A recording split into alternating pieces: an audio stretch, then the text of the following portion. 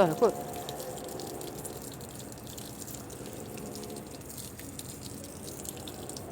Atas-atas lah sebut sekali.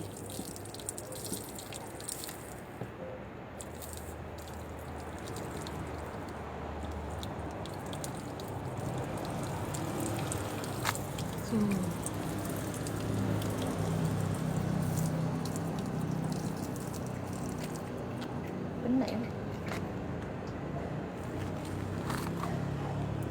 Itu awak tak buat. Nak habis ni. Dah pula. Aduh. Dah. Dah. Alhamdulillah. Hui, memang berjani ya.